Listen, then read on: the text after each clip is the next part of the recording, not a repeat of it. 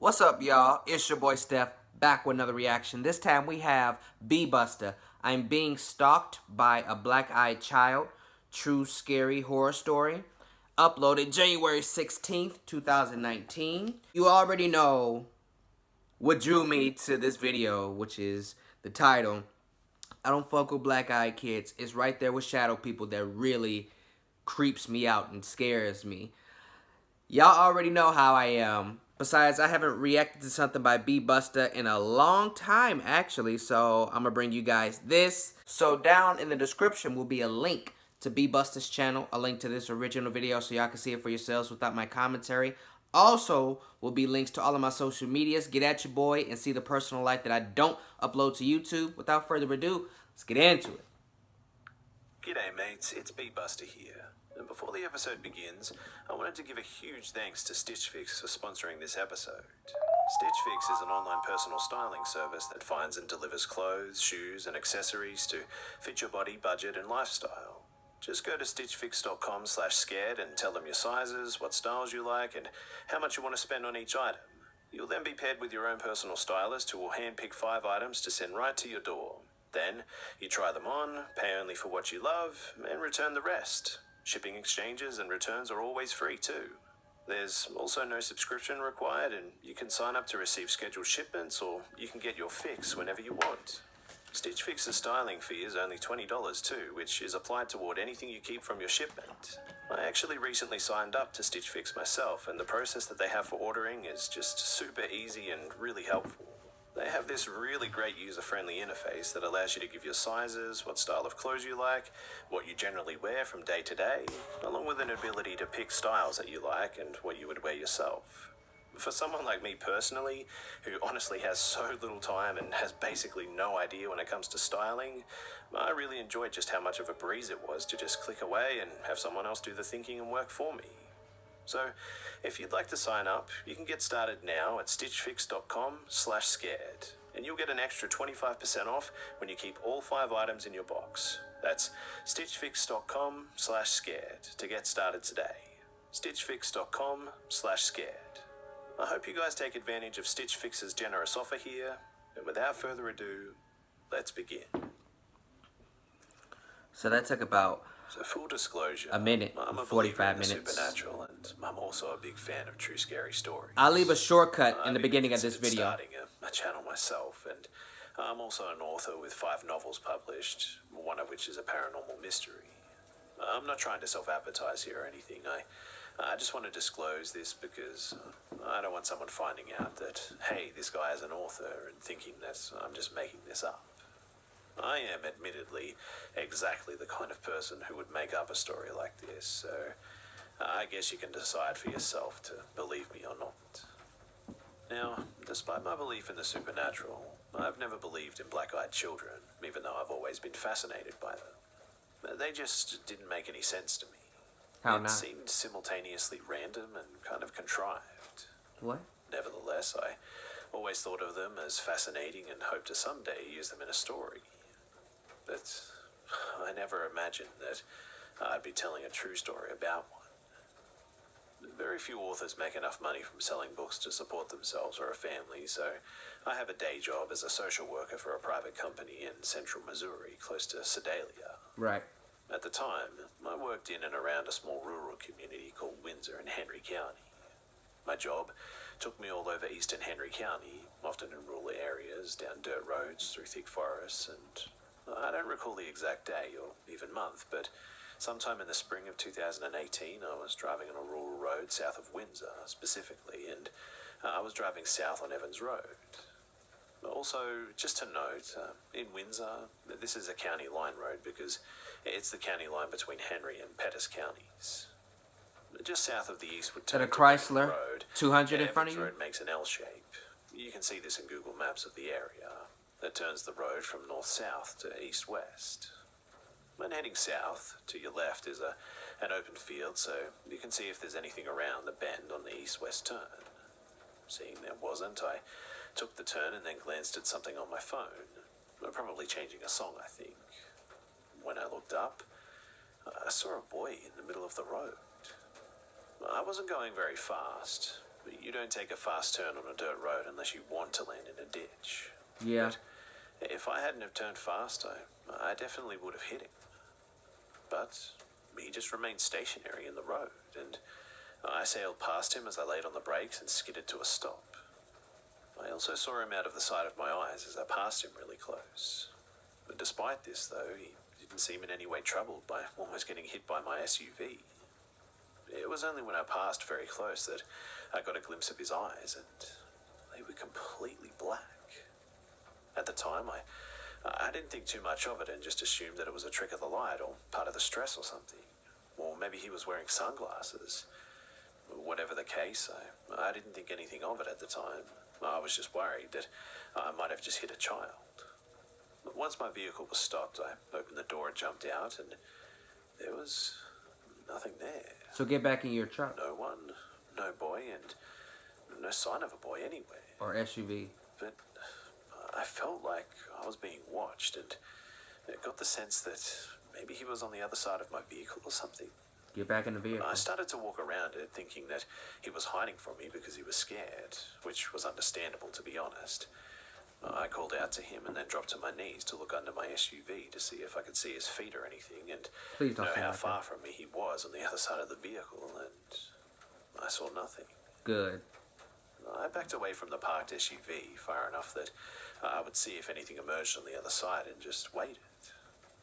And nothing.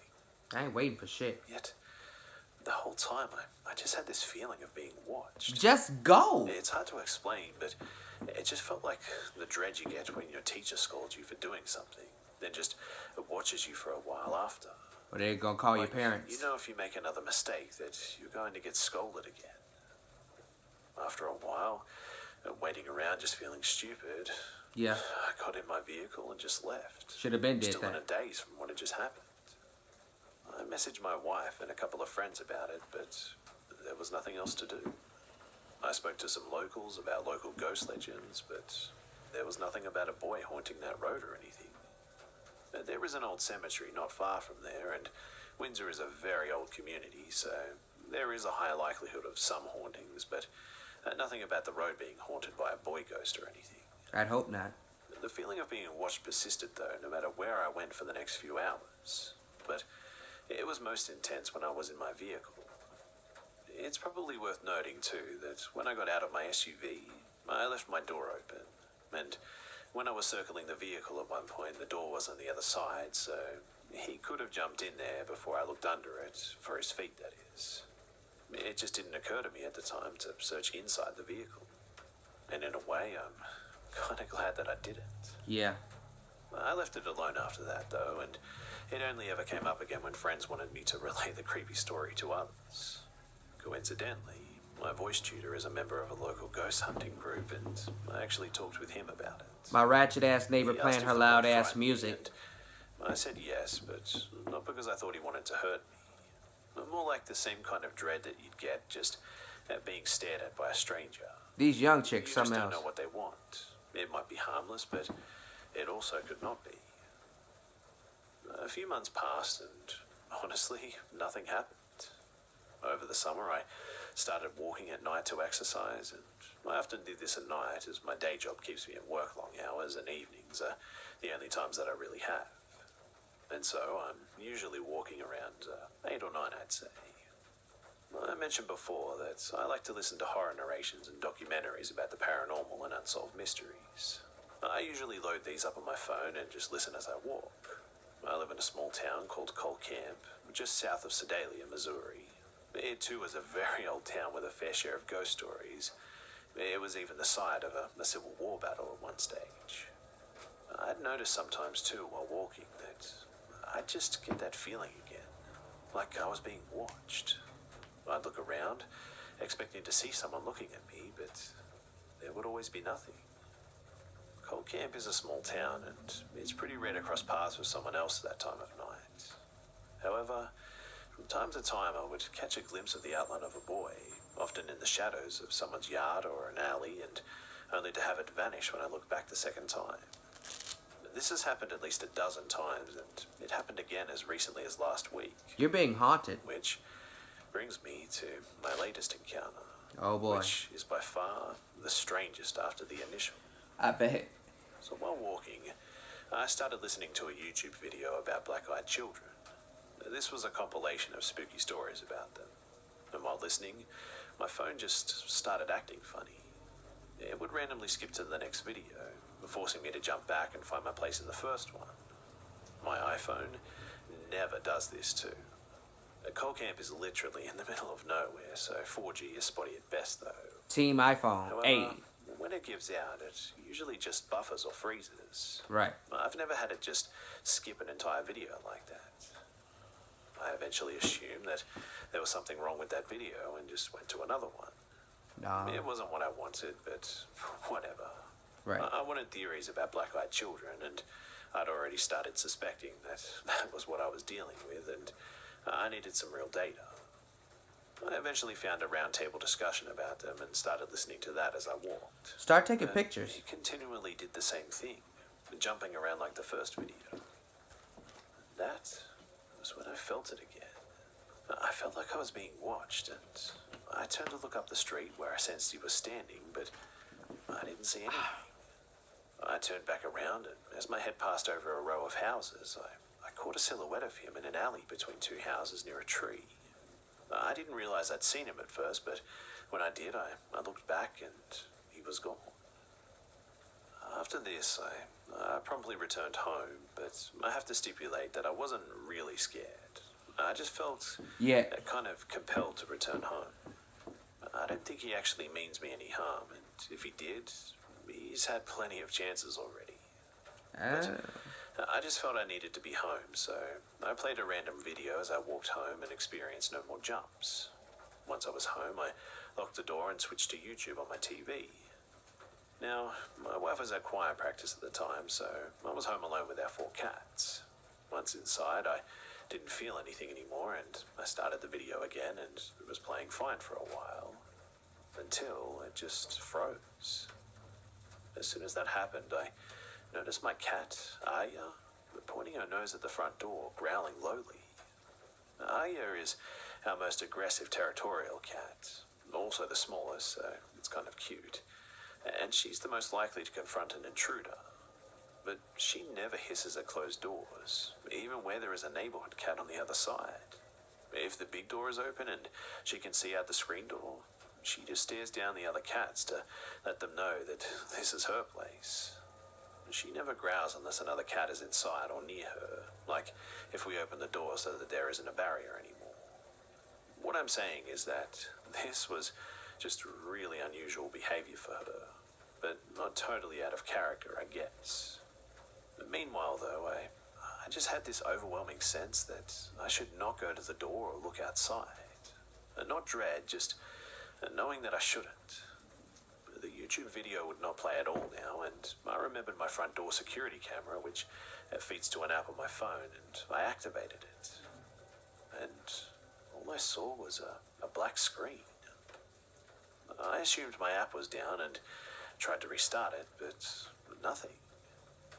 I called my wife and asked her to check hers, and she did, and said that hers was black too. Then, while I was on my phone with her, she said, "Oh, it's back." I grabbed my phone and looked, and sure enough, I could see the porch. Aya ceased hissing at this point and walked off to do other cat business, and I no longer felt the need to avoid the door, and when I looked myself, I saw everything was clear. Cat business. Aside from this, the only other strangeness has been that I can't add videos about black-eyed kids to my watch later list on YouTube. I can put them there, and they're there if I look immediately, but if I wait any length of time, they're pretty much instantly deleted. I know that that's probably nothing, but it's just kind of a quirky part of this story. Anyway, Uncanny. it's been almost a week, and I haven't been walking since then. I've actually been pretty sick this weekend, but I'm feeling a little bit better, so I haven't encountered anything again. I don't actually fear this kid, and I don't think he wants to hurt me, as he could have already if he wished. Yeah? I mean, he's never knocked on my door or attempted contact or anything, but I've never spoken to him either, I guess. Keep it like that. Anyway, this is getting pretty long, but if you guys have any thoughts or questions, please let me know. Yeah, it sounds like to me that you were starting to accept this child. That's where you fuck up at. Little boy, little girl, puppy, whatever type of ghost this is, old lady, old man, they may seem harmless. But once you start accepting them and trying to make contact with them and actually do contact them, they become comfortable. And now, if you change your mind and want to get rid of this paranormal activity, you're going to have to find a way to get the ghost out.